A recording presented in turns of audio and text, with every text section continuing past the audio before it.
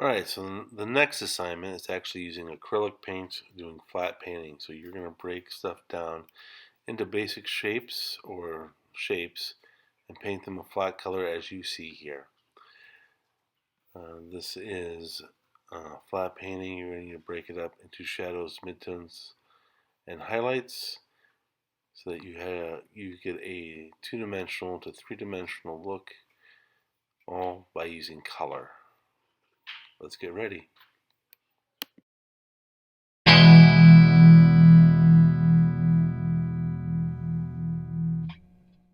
Alright, ladies and gentlemen, as always, you're going to get a drawing board. Now, because it's painting class, you do not paint on my drawing boards.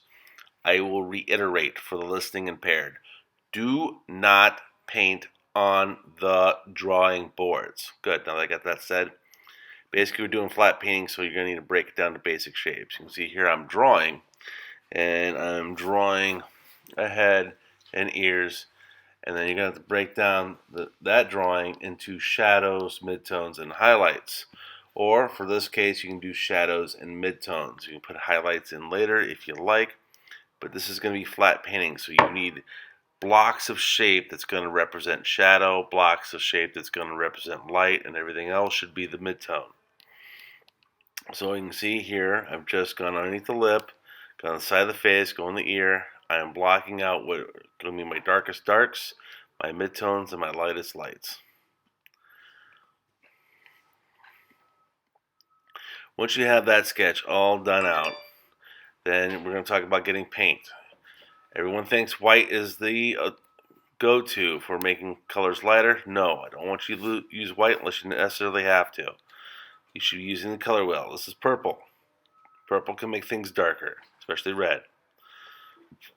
So you don't have to use black. I would not use black or white unless you necessarily have to. There's my water. There's the paint that I'm going to be using. And there is the wonderful paint tray. So I'm going to put some in there. I'm going to put a little in that one because that's going to be the mixing one. And I'm going to have a reservoir full of the regular paint in case I need it. And then I'm going to put a little bit of purple in there. It's called heavy bodied. So you want just a dab. You do not want a lot. Do not paint with the paint straight out of the jug. You don't want to do that. It's cumbersome. You want the paint to flow.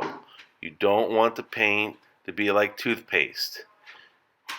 Here I'm also showing you, like, go halfway. You don't want to dip your whole entire brush in there because that makes the brushes harder to clean and it makes me extra grumpy. So here I got some water. I'm just adding some drops of water in there. I'm going to mix it around so I got a nice consistency. You want to fold the paint, not stir it like you're in some kind of baking project where you're making muffins. You want to try to keep the paint in one location. So folding it until it becomes a nice consistency is best. You can see there I'm folding it again to make the midtone. So I have my midtone in the center. I would have my shadow, so to speak, over there, which would be the darkest purple, and then that would be my highlight, my lightest color, my mid-tone color, and my dark color. But it didn't turn out exactly where I'd want it at, so I'm going to go ahead and add another one and make a lighter tone. Notice how I use the brush to get the excess off the lip of the jar so I don't have complications. That is called a palette knife that I'm using. So I'm going to use just the straight pink to paint Poppy's head. You might need to put more than one layer of paint on here to get the nice flat consistency. We're looking for flat painting, so it should be a nice straight color. It might take more than one coat. You can definitely see here that I'm applying it.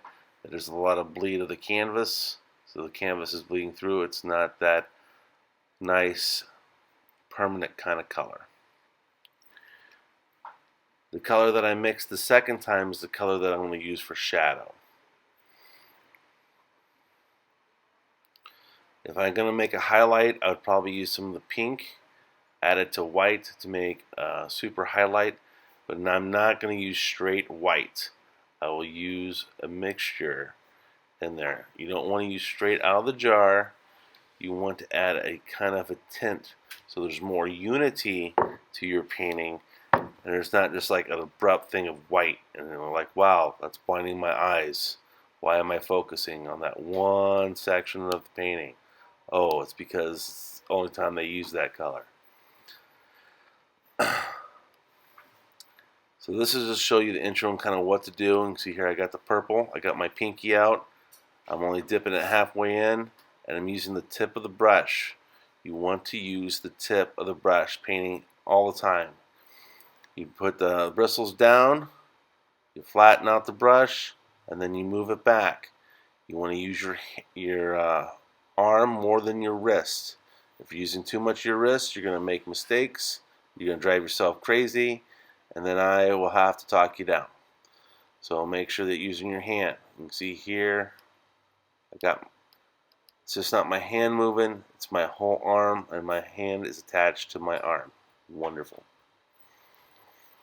Your wrist and your hand are supposed to be used for finite, small places. Your arm is to be used for help filling up large spaces. So you can see here I got my shadow I'm painting in, and my midtone. You want that through the entirety of the piece. Good luck.